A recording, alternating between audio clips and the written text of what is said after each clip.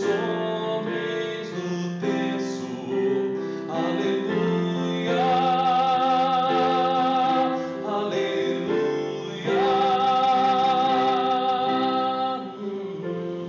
O Senhor esteja convosco e Ele está no meio de nós. Proclamação do Evangelho de Jesus Cristo, capítulo 2 São Marcos, capítulo 7, versículo do 1 ao 13. Glória a vós, Senhor. Naquele tempo, os fariseus e alguns mestres da lei vieram de Jerusalém e se reuniram em torno de Jesus.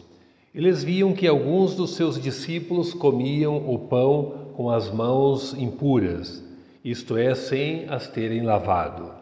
Com efeito, os fariseus e todos os judeus só comem depois de lavar bem as mãos, seguindo a tradição recebida dos antigos.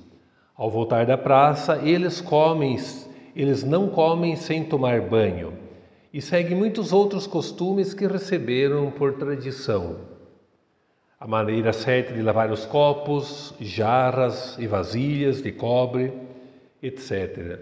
Os fariseus e os mestres da lei perguntaram então a Jesus: por que os teus discípulos não seguem a tradição dos antigos, mas comem o pão sem lavar as mãos? E Jesus então respondeu: bem profetizou Isaías a vosso respeito, hipócritas. Como está escrito: este povo me honra com os lábios, mas o coração está longe de mim. De nada adianta o culto que me prestam, pois as doutrinas que ensinam são preceitos humanos. Vós abandonais os mandamentos de Deus para seguir a tradição dos homens. E dizia-lhes: vós sabeis muito bem como anular o mandamento de Deus, a fim de guardar as vossas tradições. Com efeito, Moisés ordenou: honra teu pai e tua mãe. E ainda: quem amaldiçoa o pai ou a sua mãe deve morrer. Mas vós os ensinais que é lícito alguém dizer a seu pai e a sua mãe: o sustento que vós podereis receber de mim é corbã, isto é, consagrado a Deus. E essa pessoa fica dispensada de ajudar seu pai e sua mãe. Assim vós esvaziais a palavra de Deus, com a tradição que vós transmitis. E vós fazeis muitas outras coisas como estas. Esta é para nós palavra da salvação. Glória a vós, Senhor.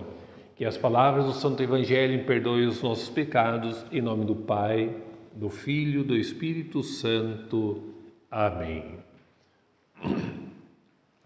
Estimados homens do terço, todos os nossos ouvintes que nos acompanham, hoje a palavra de Deus está tocando no tema da tradição, os valores que estão permeando a tradição. Isso é importante aqui nesse embate que dá entre os fariseus e os discípulos de Jesus é frente ao esvaziamento dos atos de tradição e também dos atos piedosos. Às vezes a gente faz atos piedosos esvaziando o conteúdo do ato piedoso. Às vezes nós chegamos no altar, fazemos toda uma reverência, não sei o quê, mas por que estou fazendo essa reverência? Qual é o sentido de eu fazer a reverência? Porque às vezes eu percebo como sacerdote que passa gente na frente do altar e só faz assim, faz assim e sai caminhando correndinho.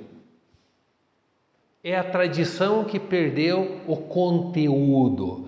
Não é fazer, quando a gente passa do altar, não é fazer um tremelico, é uma genuflexão, é uma inclinação. Eu estou me inclinando diante da grandeza deste altar. Aqui se celebra a Eucaristia, por isso que eu me inclino, isso não faço uma tremidinha ali.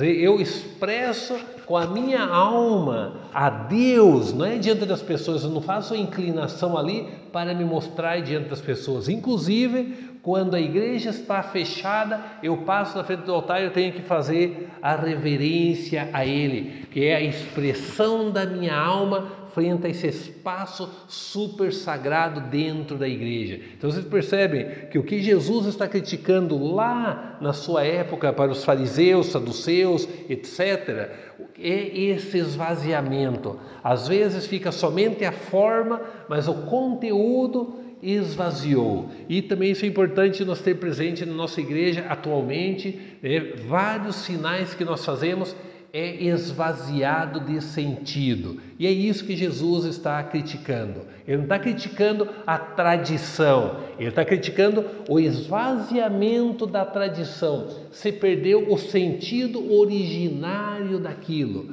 Por exemplo, é muito costume também na nossa fé atual, pleno século XXI, a gente ser tradicionalista. O que é? Pegar coisa do passado e trazer para o presente sem o conteúdo, só a forma.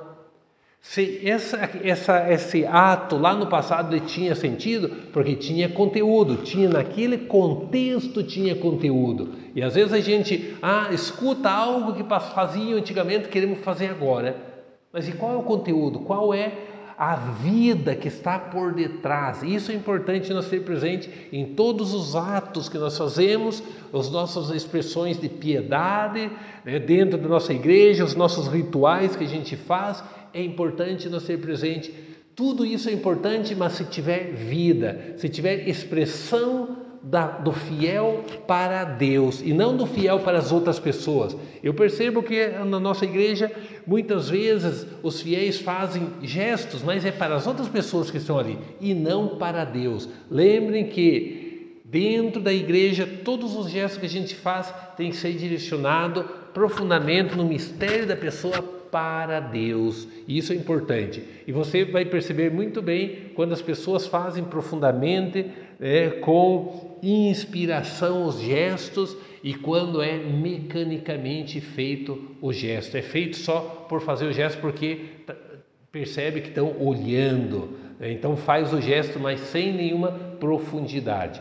Isso também é uma chamada de atenção para nós sacerdotes, que também fazemos muitos gestos, A própria liturgia é cheia de gestos. Então, cada gesto tem que ter a sua profundidade comunicacional do que esse gesto expressa naquele ritual. Então, para nós sacerdotes também o gesto é fundamental e nós temos que ter muita precaução, respeito e saber o conteúdo. Quando eu sei o conteúdo, os gestos para mim têm sentido. Quando eu não sei o conteúdo, os gestos para mim são mecânicos. Então isso é importante nós termos presente a partir do Evangelho do dia de hoje. Então vamos pedir pela intercessão de nossa querida Mãe de Deus, a bênção, que ela também nos ilumine nesse aspecto dos gestos, dos conteúdos, nas formas de piedade que nós temos e que nós exercitamos no dia a dia, que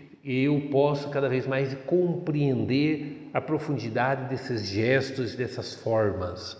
O Senhor esteja convosco, Ele está no meio de nós. Por intercessão de São José, de todos os anjos e de todos os santos, de Nossa Senhora, que Deus os abençoe neste dia, em nome do Pai, do Filho, do Espírito Santo. Amém.